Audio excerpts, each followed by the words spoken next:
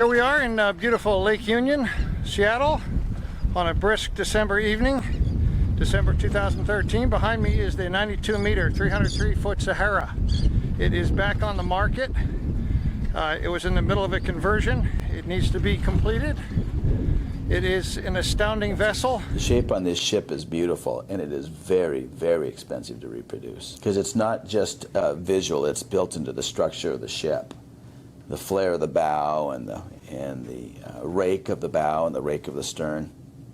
And it's a molded hull. You know, most vessels nowadays are a hard shine hull, and this is a molded hull. You know, a lot of the ships that were built in the last 30 or 40 years, they've chosen the least expensive build method, which means straight lines, no rake, no shear.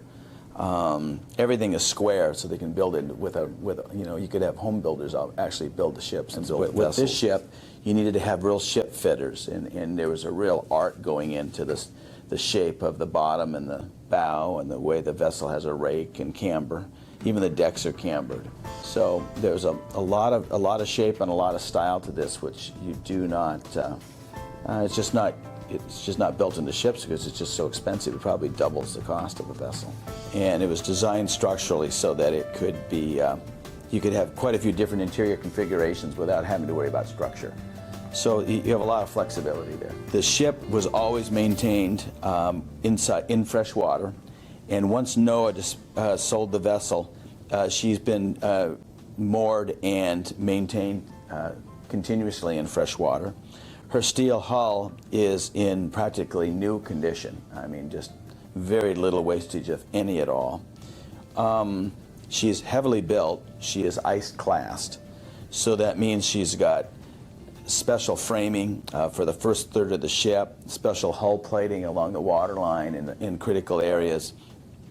Very heavily built vessel that is structurally is in as new condition. I've had the vessel to 18, and that was without pushing anything hard. Actually, she's a very efficient hull. These are slow turning, very smooth. When she was running, when we were running at 18 knots, you couldn't even feel her. There was no vibration, and it's so quiet. When you get into vessels over, let's say, 60 meters, 200 feet, and you start to get up to the size of this vessel, which is 92 meters, 300 feet, I think you're really not talking about a yacht anymore. You're talking about a ship finished to yacht quality. So I just wanted to make that distinction and point out that here in Seattle, they are very adept at dealing with ocean-going ships. Well, this is one of our facilities here in Seattle, and we work on vessels. We have about 1,500 feet of deep water moorage, a dry dock. We can work up to 150 men here. Steel, electrical, finish, paint. And we're in the heart of Seattle, which is one of the Western Hemisphere's top maritime ports. It's great for materials, trades, great contractors in all fields, from hydraulic, electrical, air conditioning, to finish, paint, fairing.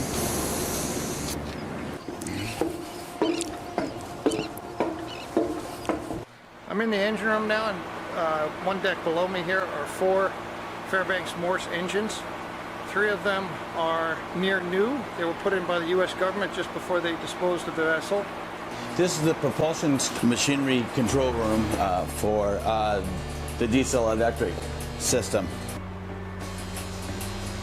It has all the tank sounding systems for all of the tanks, main engine monitoring of temperatures and pressures, and of course all the propulsion motor controls. It was set up for unattended engine room or remotely monitored engine room space. For a ship of this size to have enough monitor points, have enough data checkpoints where you could really run the ship engineering-wise from this control space. You'll see that these walls have been taken back to the insulation. Overhead, I'm going to show you some details of the wiring. They actually stripped out the plumbing in here, but they left the base of the showers and the sink piping. Why do replumbing? You know, when you got the sewage lines and all of that here. All these, and all these cables have markings on them.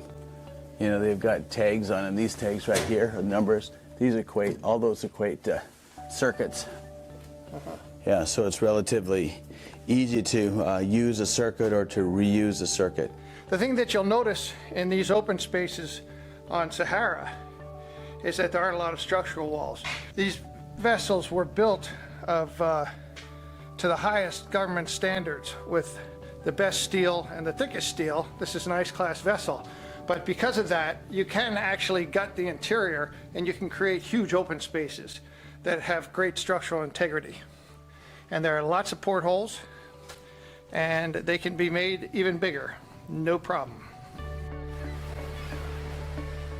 Very stable. Now, there is no stability issue, that's for sure. Look at this, the way this flows up, it's just beautiful.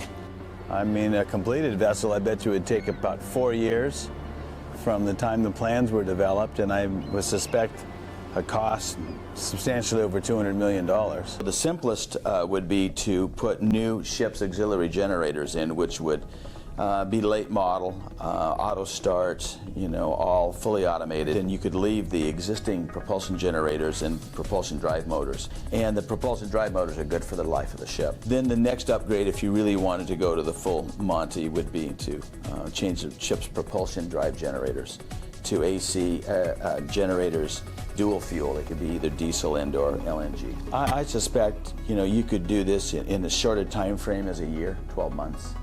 And if you're going to go more extensively, a more extensive refit with full fairing and changing out main propulsion engines and so forth, you would need probably another year, take about 18 to 20 months. But come to Seattle, check out the boat, and you'll see, and you can make up your mind. But I tell you, you must come and see this boat. There's no other way to appreciate it. You got to come see it for yourself, because there's nothing quite like it. Come on. 16 staterooms plus crew quarters, and then new galley and all of that. It wouldn't take much to have a boat like this kicking ass and doing well. Operational, out cruising.